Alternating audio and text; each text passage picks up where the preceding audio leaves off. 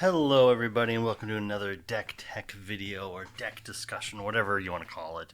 Because I'm not the one that made this deck, so it's not like I'm giving you the hot tech. We are here today to look at a Shuri deck built by VillainTheory. So, if you are in the know, you probably even might be aware of this deck already.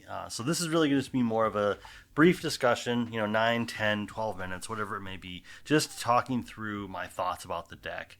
Which I did play in a video over the weekend against an augmented version of Nebula, where instead of the Space Pirates, I put in T'Challa's Nemesis kit.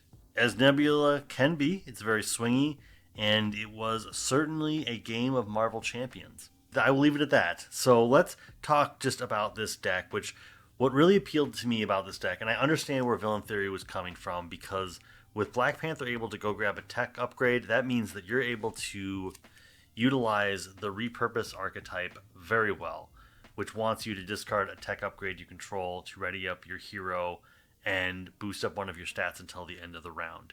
And I think that in practice, or in theory, this is a really good idea, because this deck in itself carries quite a few good cards. So you got Plasma Pistol, which is going to give you a boost of 2.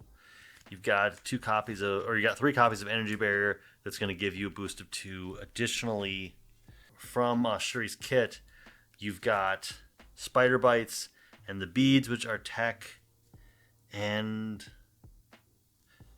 I think that's it for her kit. Because, yeah, obviously she can go get a Black Panther upgrade or tech, so she is specially designed to interact with this archetype pretty well, to the point where I get that you had to balance everything out, and just Silk ended up being the protection deck. I could have seen Shuri's precon deck giving you a reprint of Repurpose and being pushed in that direction instead, but that's just not the reality that we live in, and so we're not going to get hung up on that. We have plenty of targets for tech, and I'm all about that, and I think that was really good. What I will say is that in practice, or in theory, I think it's really good. In practice, I begin to question. Med Team is a staple.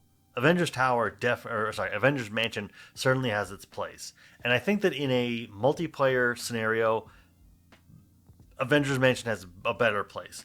After playing the deck, think that Avengers Mansion might be better off being a piece of tech, such as the force field or whatever that has the 6 counters on it.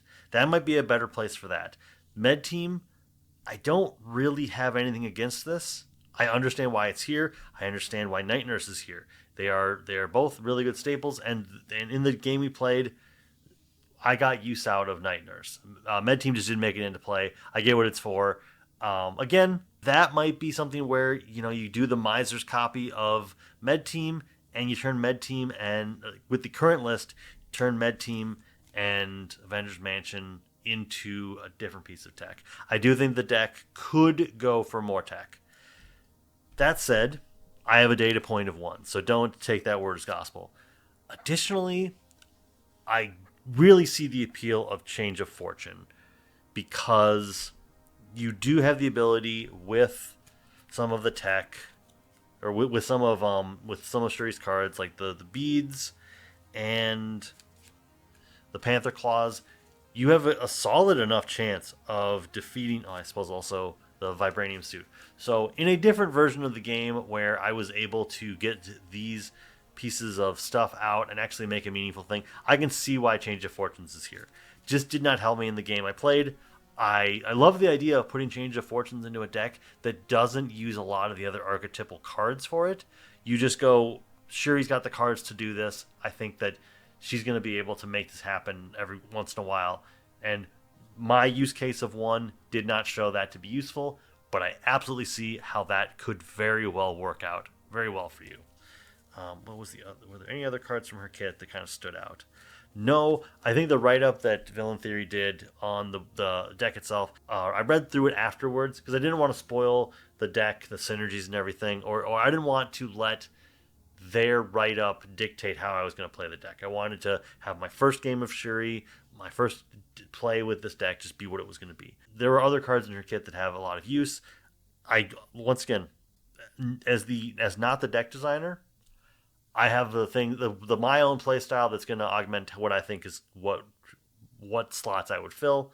And so I understand once again the intention of the cards. I think that especially with the cards that they highlighted from Shuri's actual kit, I'm like, oh, I would have loved to have lived that world.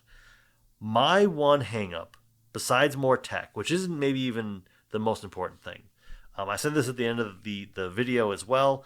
In my own deck building practices, and this is something that I've discovered in the last couple months, I think whatever your deck is going to be built around, and in this case, readying, I love Repurpose. I love that Repurpose archetype. It's one of my favorite things to do with Ant-Man, and What Doesn't Kill Me is a godsend for that as well. I think a 7th through 9th card that also readies may be helpful in this deck, because both of these cards are very good, and it also just happened to be that I drew more. I think I had a Repurpose and a What Doesn't Kill Me in my hand at the same time, and unfortunately I was not able to turn that into 3 activations. If anything, because Shuri has to exhaust to go get the tech, I was wasting a ready on readying her back up, which might have been the wrong call. And then just once I got to this side, I think I realize this now, after playing her, I think Shuri is she's probably closer to Iron Man than I was thinking, where it's like you want to have out your Panther upgrades you want to have 2 or 3, maybe not 2 or 3, you want to have more than one of them out, so that when you are Black Panther and you're doing all these extra readies and everything, you have more than one option for what you're using her ability for. I think once this deck comes together, it looks like it's going to be really good.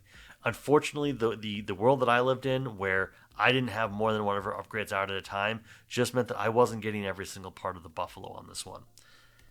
Additionally, cards I haven't talked about yet. Okay, so once again, for my own deck building style, I would have 1 or 2, maybe 3 other cards that readied back up. I don't know the archetype backwards and forwards, so maybe that's just not something that really would have worked.